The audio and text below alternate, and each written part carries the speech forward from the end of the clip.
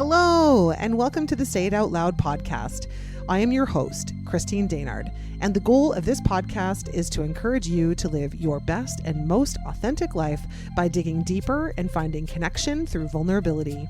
I believe we have been taught that vulnerability is a weakness, when in fact it is our superpower. In this space, I will share personal stories and conversations with others so you can be empowered by their strength and inspired to take action in your own life.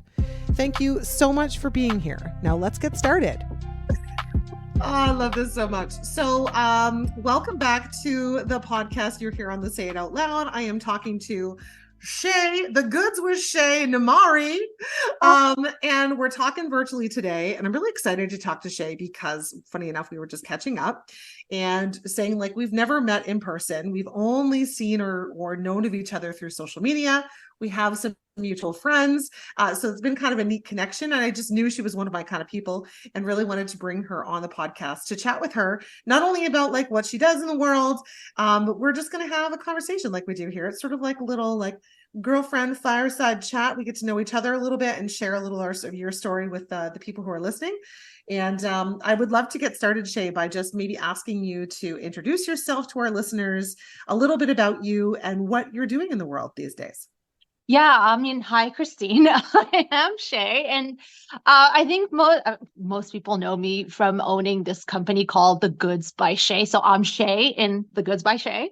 I specialize in making premium interior finishes, and I'm also a self-taught graphic design, and I apply that into my brand. So I design and create patterns, and then I turn them into interior finishes like wallpaper, fabric, lifestyle goods, and home decor and accessory products. And they are so freaking fabulous. I'm like, and they're so vibrant. The colors are amazing. Like, I mean, one of my first questions actually for you, because I don't know this really yet, is when you create designs, like, do you sometimes do custom designs for people, or are you creating and people just sort of like go with the design? Both. I do both, probably equally. I do a lot of custom work and I do a lot of, I just make the designs and people buy them.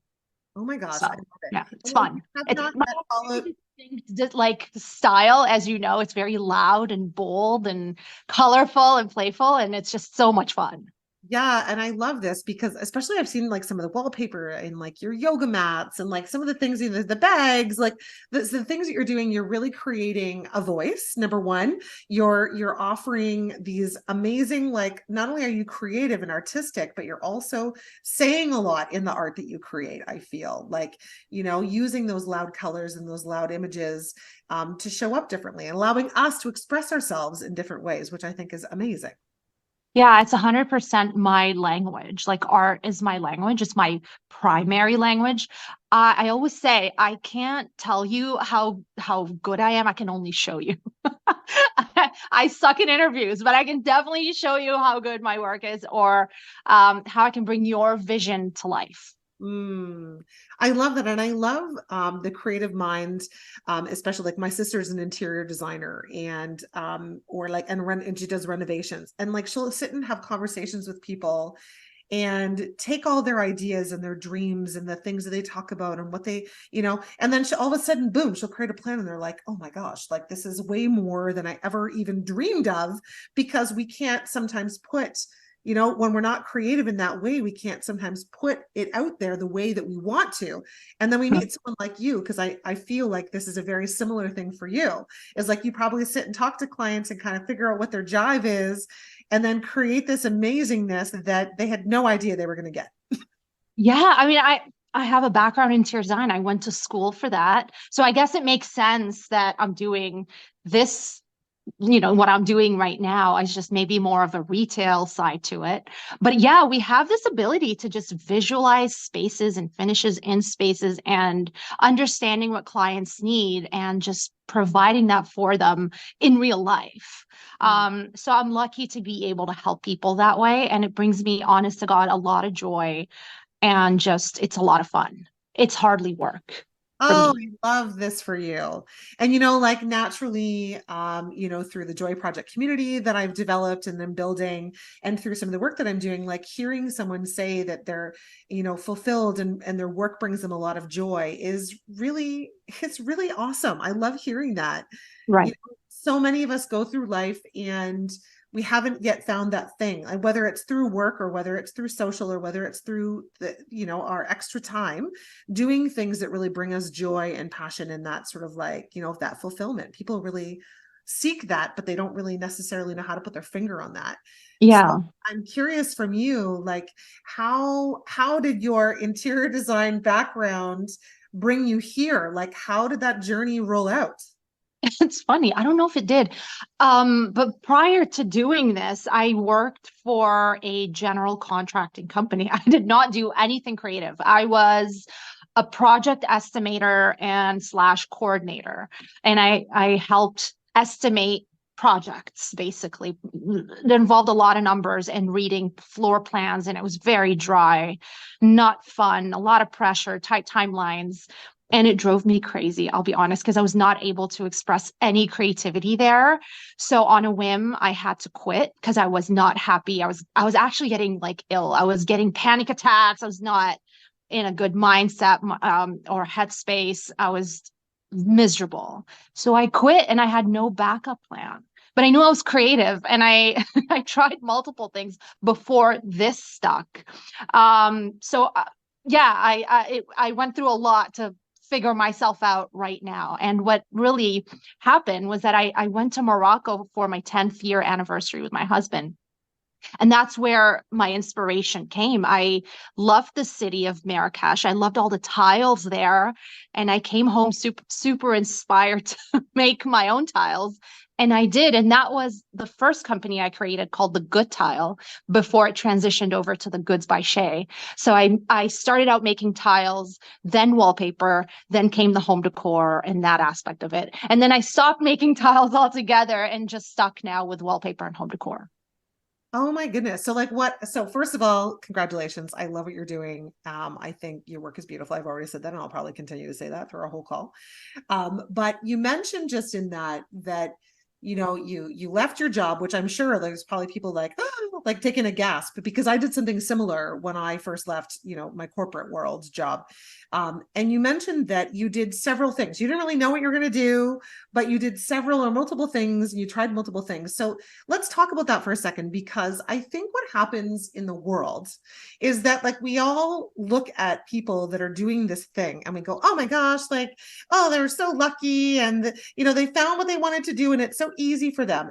And yes, parts of it might be easy in the love that what you're doing in the world, you're getting joy to the stuff that you're creating is easy for you in that sense. But getting here was probably not easy. So I would love to know from you, what are some of those like multiple things that you tried before you found Yeah. your niche? Yeah, I mean, what I mentioned earlier was to make a very long story short.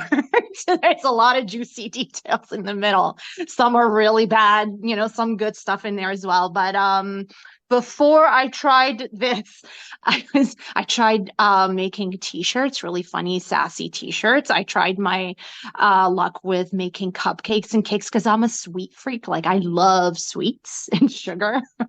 So like maybe I'll try that. What else did I try? I tried a few things. I tried to partner up with a few people too, and it just didn't work out. And something happened after Morocco. I don't know what it is that the universe conspired with me. And I felt like tile making was my calling.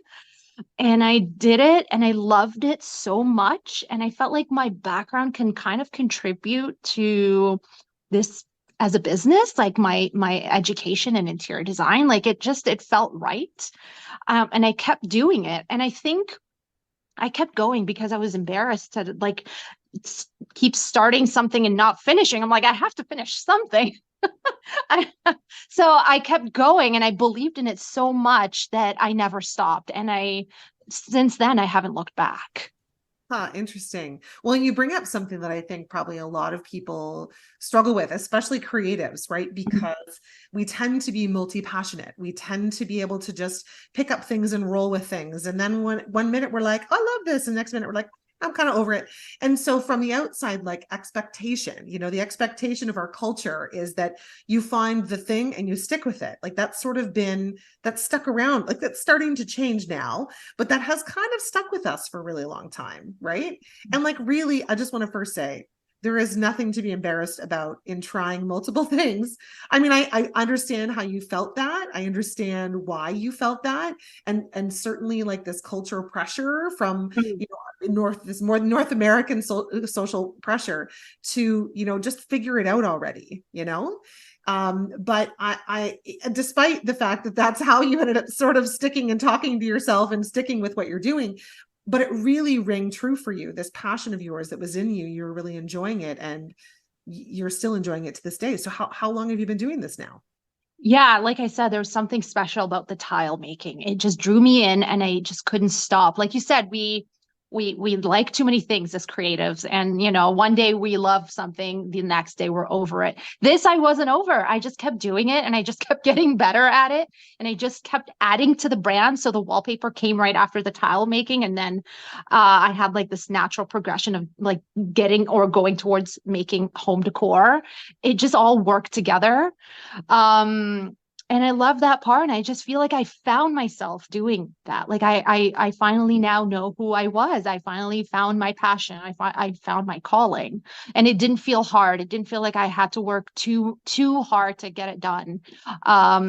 So yeah, that's how it all happened. That's how it all came together. Well, it sounds too like because we hear again a lot of it comes down to this like social pressure thing, right? The expectation is that, everything has to be really hard. And in order to get something that's worthwhile, we have to work really hard for it, right?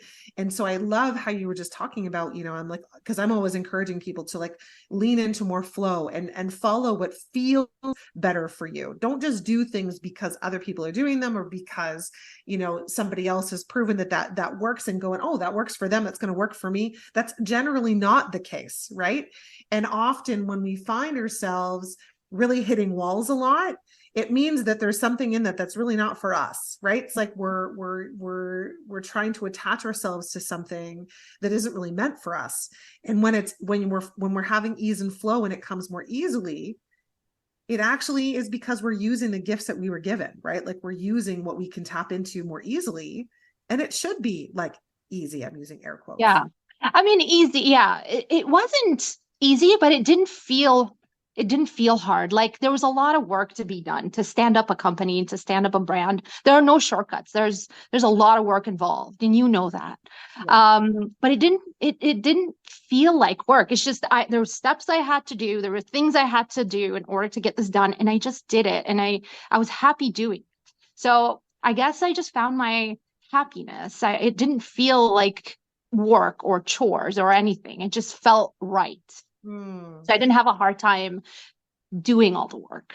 Yeah. Well, and the thing is like you say, I mean, I think that it's the thing that you're doing is in flow and comes easily to you. It doesn't mean that the work itself isn't going to be hard. Like you say, building the business, putting in the framework, like getting out there, social, getting your brand out there, all of those things. Sure, it is hard work to do that. Mhm. But the thing that we're doing, isn't the hard part. It's Yes, all the pieces that come together. And when we get to a point where the business is sort of like we've done some of that really hard work, we can also then bring in people to support us in doing some of the things that maybe don't come so easily to us, right?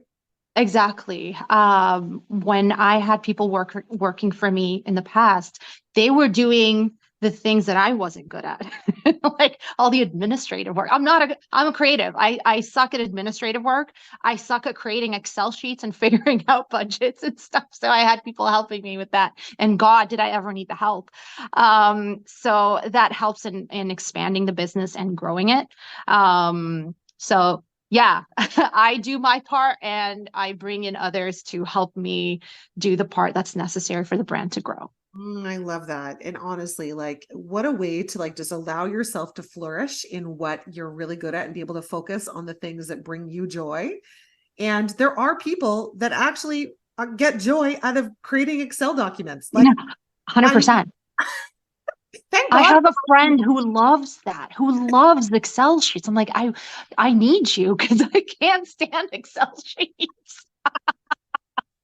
So You and I each both. their own. Yeah, you and I both. And it's funny because like again, I think we have this idea that we have to be all the things and Mm. we don't have to be great at all the things, right? Like, and because we all like imagine a world where we all did all the things, like it's kind of boring. Like when we can work together, which I think we're really built to work in community, right? I really think we're really built to connect and support each other. And when we can do that in business, for example, with you, it's like you're bringing in all these different skills and everyone gets to be in their happy place, Mhm. and Yeah. how amazing is that? Like Yeah. that's living. Y'all have unique skills that make the world run. We can't do all the things like you say. I'm good at this, you're good at that. Together, collaboratively, we can make the world a great place. Yes, That's how I feel. I love that. But you know what? I didn't start by hiring people right away. Like obviously when you start out, you're not up there yet. You're not successful yet or enough. You don't bring in enough money to hire people right away. So I had to do all that work myself and I hated it. But man, did it make me like a better person, a better business owner. You have to do all the work yourself first. And then when you start to get the money in, then you start to hire people to do the work that you're not very good at. Well, I think it also helps with that. Like you appreciate what you're contributing to even more when you understand all the parts of it. And then Yeah. you appreciate even more the people that are supporting you in it Hmm. because you know how hard that work is for you. And you're like, oh, I'm so grateful that I have this person who can come in and take this part. Yeah, exactly. Because, for instance, like now I don't have staff anymore. I don't have people helping me anymore because the economy has not been very kind. Like since the pandemic, things have changed drastically. So now I'm kind of back on my own just for now. And I have to do all the work myself just to not overspend. So I had to learn those skills. I had to learn all the hard work, even the work that I didn't like, because if I was to go off on my own again, just like I am now, I'm still able to run my business. Yeah.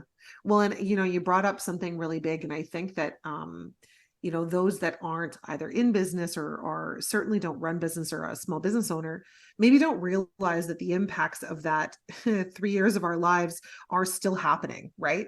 And it's a big drastic shift. So like,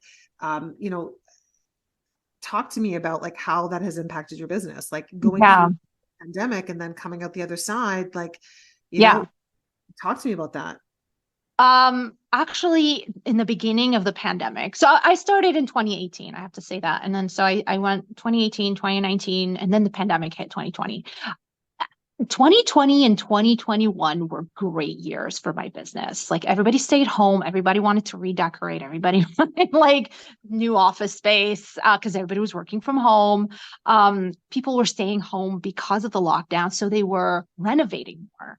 So that was great for me. But then 2022 came about and everybody was out. Everybody was out of town. Everybody wanted to travel because now we were able to travel, right? So my business took a hit. I experienced like 50% like less sales in 2022 than I did previous years. So it impacted me drastically. There's a massive shift and a shock. Like I was shocked. All of 2022, I think I was in shock. I was like, what is happening? I felt like a failure. I felt like I wasn't doing very well. I contemplated completely like quitting and stopping.